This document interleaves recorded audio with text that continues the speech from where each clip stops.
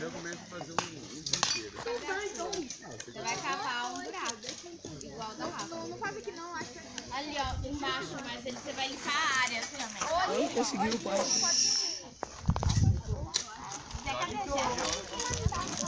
O arroz você pode fazer na fogueira e... Tá bom? Ele pode ir mais no... Não, mas eu tô pensando aqui. Acho que vai ter a fogueira até agora. Vocês têm que ferver a água, não.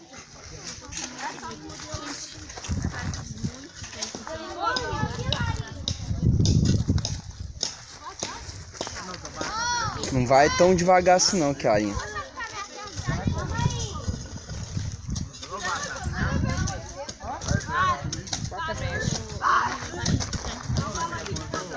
Só não enche muito de mecha não. Pera aí. Não tora de mecha não. Sua fogueira é rasa. Já vai botando os gravetos. Põe graveto, põe graveto. Não, mas põe mais de um, põe uns 3 de uma vez assim, ó, juntinho, mais organizado.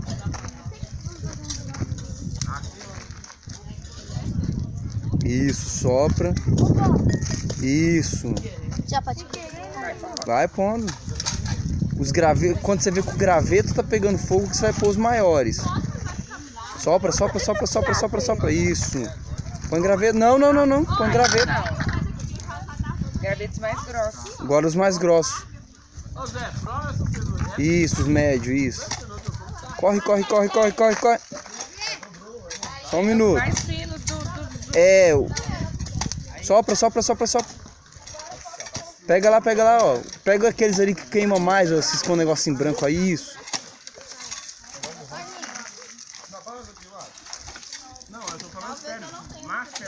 Não fica enchendo de mecha, não. Põe. Porque senão abafa. É, Põe agora. esse aí que você tá na mão. É, não. Põe ele comprido mesmo. Comprido, não fica. Porque depois você só vai empurrando ele. Isso. Isso. Pode Só colocar. coloca e sopra. É isso.